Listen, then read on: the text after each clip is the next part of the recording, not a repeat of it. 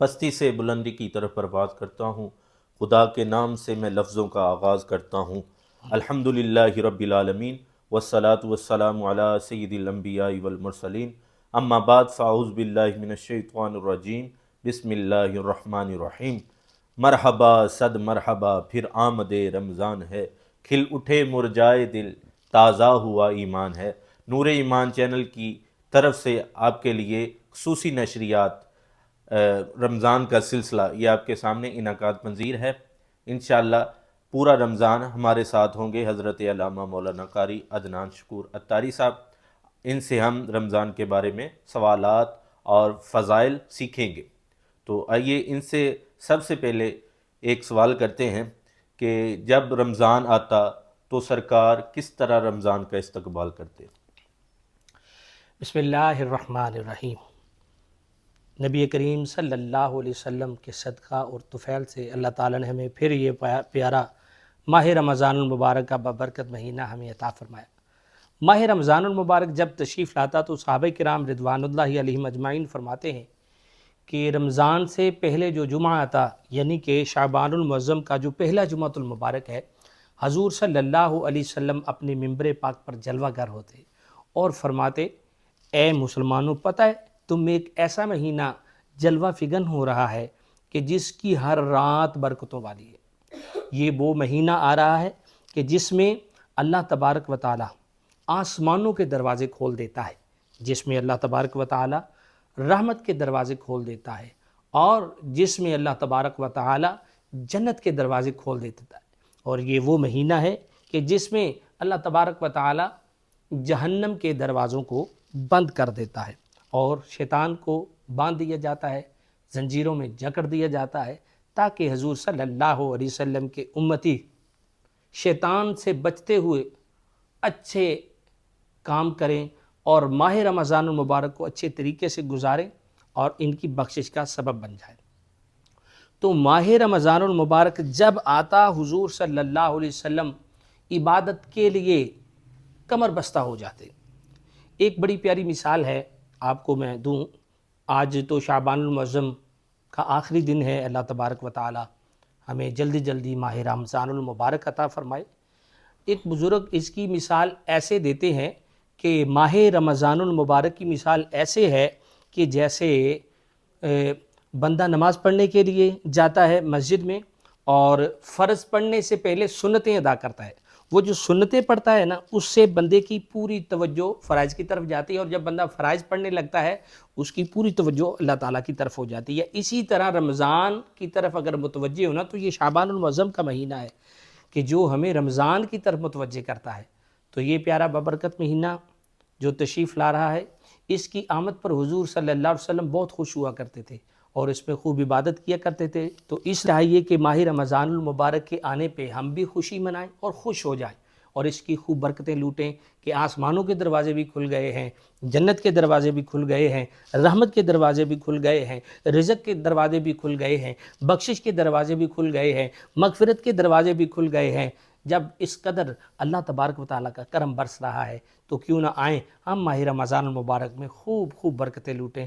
اللہ تعالیٰ ماہ رمضان المبارک میں خوب عبادت و ریاضت کر کے اپنی بخشش کا سامان کرنے کی توفیق عطا فرمائے۔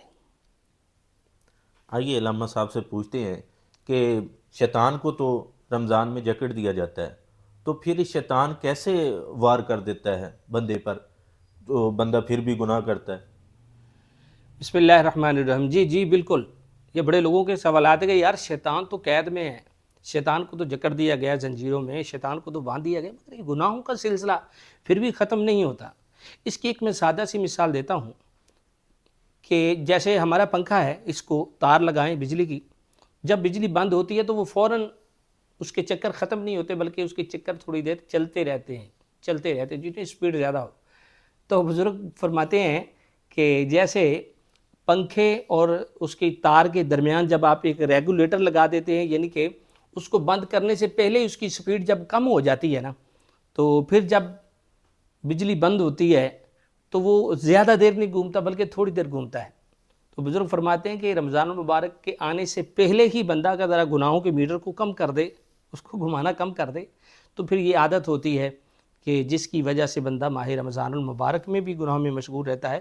تو اس لیے ماہ رمضان سے پہلے ہی ہمیں کوئی ایسی کوشش کرنی چاہیے کہ ہمارے گناہوں کا میٹر کم ہو جائے اور ہم نیکیوں کی طرف زیادہ سے زیادہ آ جائیں. ٹھیک ہے نا. یہ شیطان اسی طرح پورے 11 مہینے زور لگاتا ہے تاکہ وہ جو 11 مہینے کا زور ہے پھر رمضان میں یہ خود ہی اس کا سلسلہ چل جائے. تو خیر اللہ تعالیٰ ماہ رمضان کے صدقے میں شیطان سے بھی بچائے اور گناہوں سے بھی بچائے، کیونکہ پیارے آقا صلی اللہ علیہ وسلم نے ارشاد فرمایا کہ بدبخت ہے وہ بندہ کہ جس نے ماہ رمضان کو پایا اور اپنی بخشش نہ کروا سکا. اللہ ہم سب کی مغفرت فرمائے. آمین.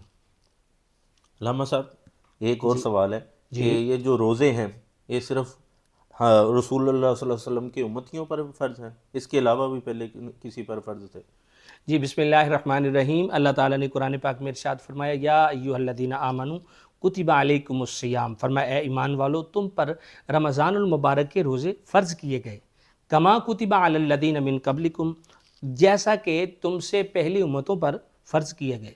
یعنی کہ یہ جو رمضان کے روزے فرض کیے گئے ہیں، روزے فرض کیے گئے، یہ صرف روزے حضور کی امت کے لیے نہیں ہیں، بلکہ یہ حضور صلی اللہ علیہ وسلم سے پہلے جو امتیں آئی ہیں، کسی کو 2 روزے ہیں، کسی کے 40 روزے ہیں، یعنی کہ مختلف تعداد ہیں کہ ان کو روزے دیے گئے اور ان کی مختلف نوعیت کے روزے ہیں. کوئی رات کو روزہ رکھتا ہے پھر اگلے دن رات کو روزہ افطار کرتا ہے.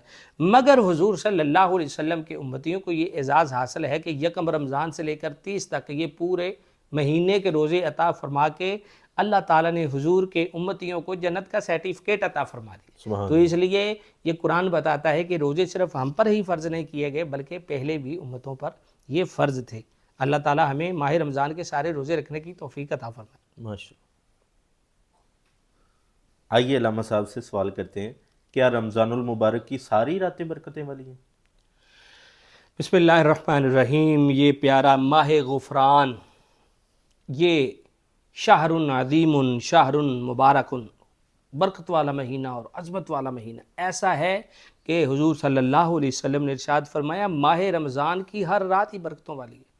یعنی کہ ماہ رمضان المبارک کی ہر رات ہی جب ہی سورج غروب ہوتا ہے اس وقت سے ندا دی جاتی ہے کوئی بخشش مانگنے والا اس کی بخشش کر دی جائے، ہے کوئی مغفرت کا طالب کہ اس کی مغفرت کر دی جائے، ہے کوئی اللہ تعالیٰ کی بارگاہ سے رزق کا طالب اسے رزق عطا کیا جائے.